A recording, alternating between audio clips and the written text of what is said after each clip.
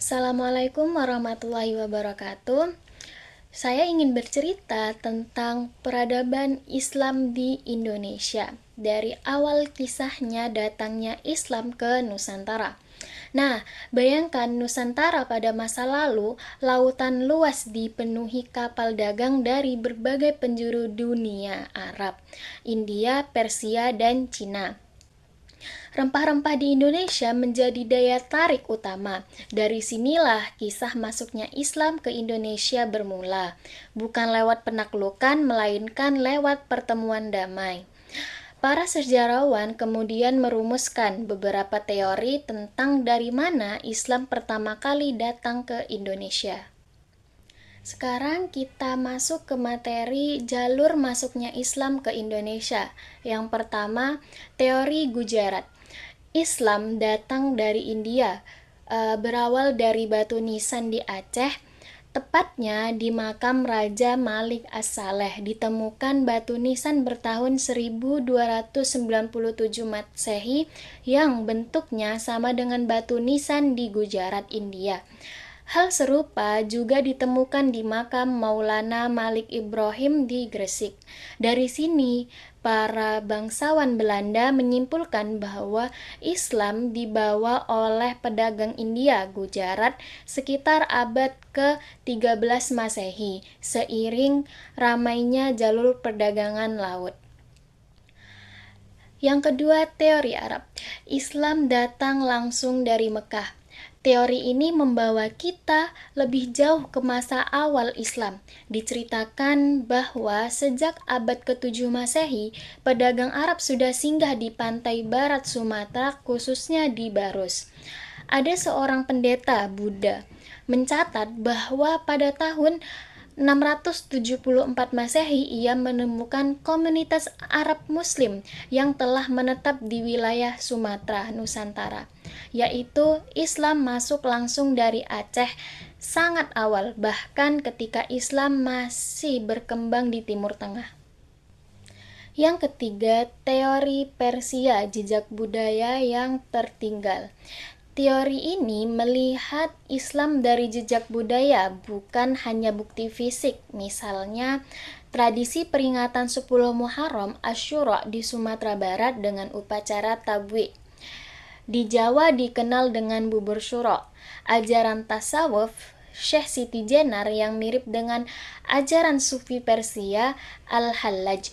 Penggunaan istilah Persia dengan tanda baca Arab harokat. Semua ini menunjukkan bahwa pengaruh Persia dalam penyebaran Islam di Indonesia. Nah, yang terakhir, teori Cina. Islam lewat perantauan Tionghoa. Di Cina, Islam sudah berkembang sejak dinasti Tang, abad ke-7 Masehi. Banyak pedagang Muslim Cina yang berlayar ke Asia Tenggara. Dikisahkan bahwa Raden Fatah, pendiri kerajaan Demak, memiliki darah keturunan Cina. Nama-nama raja dan leluhur Demak juga banyak ditulis dengan istilah Cina dalam naskah sejarah.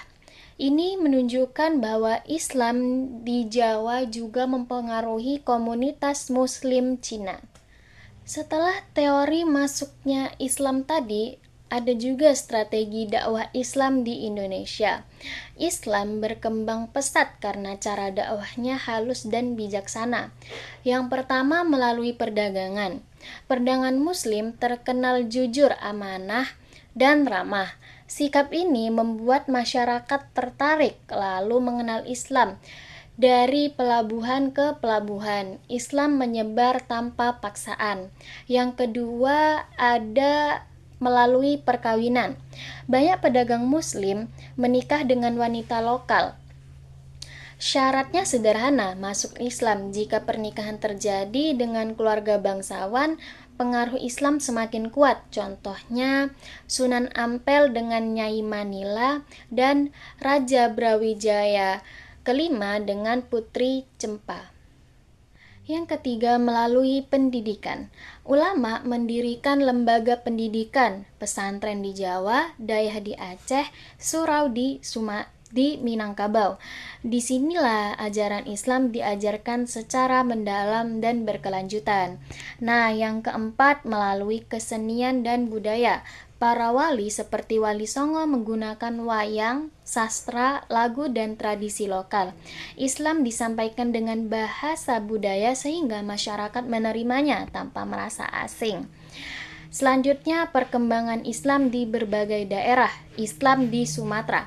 Islam pertama berkembang di Perla dan Samudra Pasai, Aceh, kemudian menjadi pusat Islam dan dijuluki Serambi Mekah, terutama pada masa Sultan Iskandar Muda.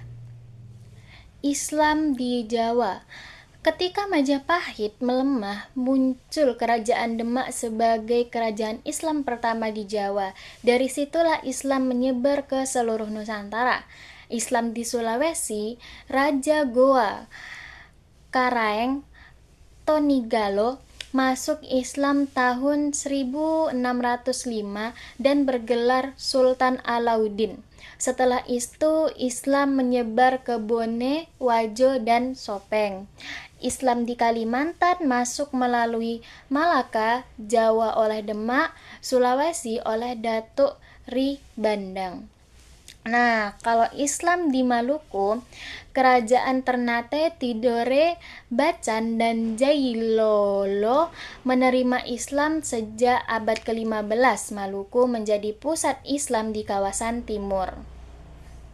Nah, yang terakhir, Islam di Papua. Islam masuk lewat pengaruh kerajaan Maluku, khususnya Bacan. Banyak kepala suku di Waigeo dan Misol memeluk Islam.